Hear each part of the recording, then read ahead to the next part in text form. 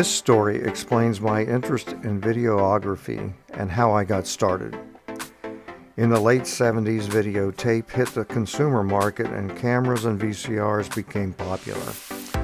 I invested in a setup and started a hobby business. As my small video business progressed, I had a chance encounter with a Hollywood legend and an unexpected mentorship that forever changed my life. In 1979, I was living the dream in sunny Orlando, Florida. As a silversmith, musician, and photographer, I had my own handmade jewelry shops in some pretty cool places: Walt Disney World, International Drive, and SeaWorld's Florida Festival. But the real magic began when I crossed paths with Kirby Grant, the actor who brought the iconic Sky King to life on radio and TV during the 50s and 60s.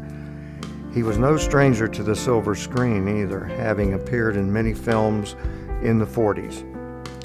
He was the host and master of ceremonies at SeaWorld's Florida Festival. It all started with a simple cup of coffee. Kirby and I would meet in the Florida Festival break room, sipping coffee and sharing stories. Kirby, who portrayed Sky King, would tell me stories from his days in the sky and on movie sets, and I couldn't help but be impressed. You see, I grew up listening to his radio shows and watching him on TV. I was a big fan, so this was like an out-of-body experience. But what struck me the most about Kirby was his down-to-earth personality.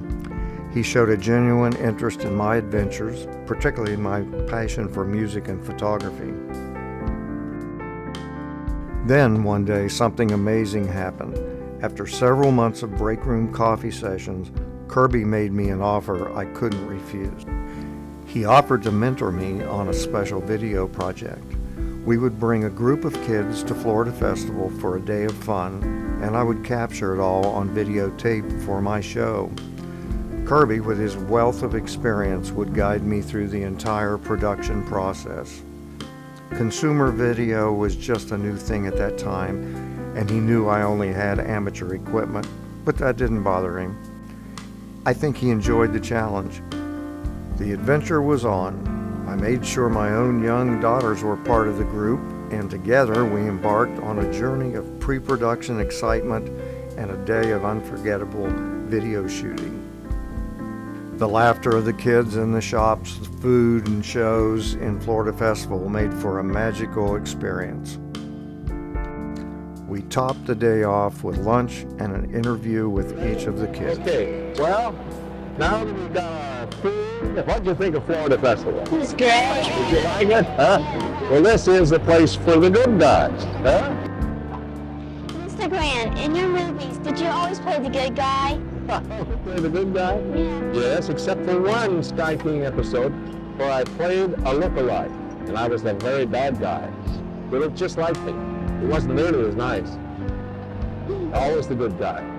See, they wouldn't let me kiss the girl. That's silly, huh?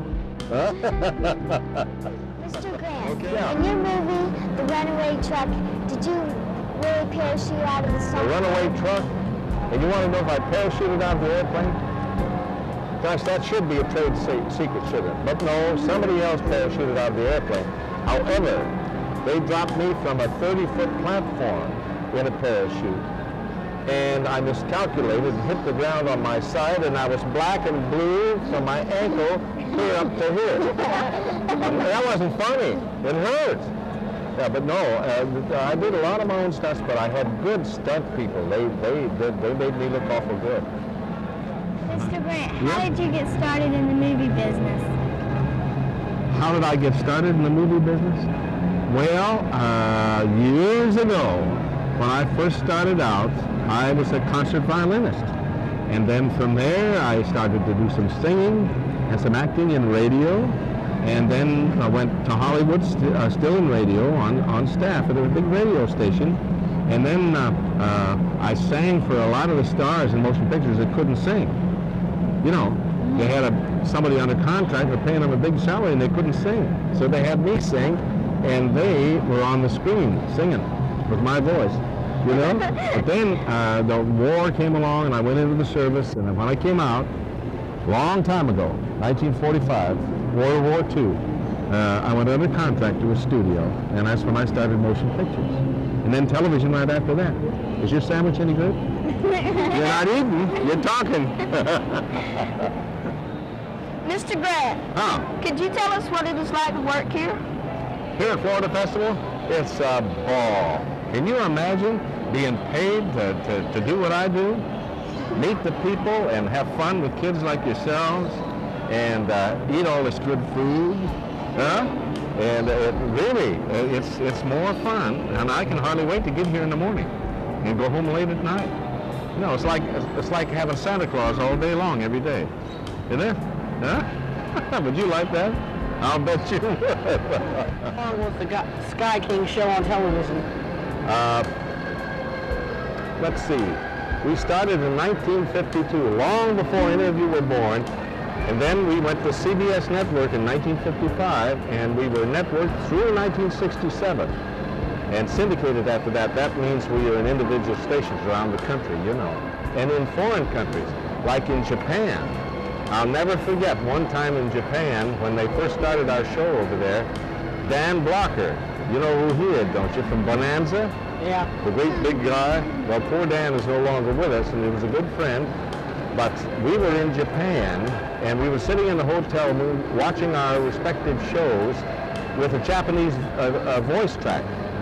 Now, they had a fairly decent voice for me, speaking Japanese, but they had a little squeaky high voice for Dan Blocker, that great big husky guy. Can you imagine that? That was real funny. We got a kick out of that. Mr. Grant, what happened to Penny and the Songbird? What happened to Penny and the Songbird? That's a good question. Well, the last Songbird we had was called a Cessna 310. That had the wing tanks on it, you know. Remember seeing that? And then Penny, Gloria Winters, married our sound man. And they're living in San Fernando Valley, California. Lived happily ever after. How about that? And we talked to her on the telephone, and we're going out to visit. And we do get together once in a while. But that was like a family, you know. We had a lot of fun. And really it was hard work, though, because we'd get up early in the morning and go out on location, come back late at night. But it was a fun time.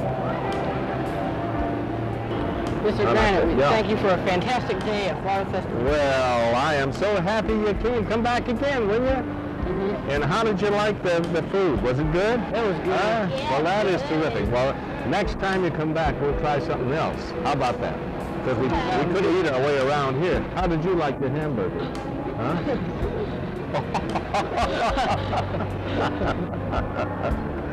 I'm sure he did like it, right? Isn't that great? This was like a video production masterclass for me. Kirby's tips, stories, and the genuine friendship we shared continue to influence my work to this day. I'll never forget my time with him, and I hope this story serves as a reminder of the power of mentorship and the incredible opportunities that can come from a simple cup of coffee. Thanks for joining me on this journey back in time.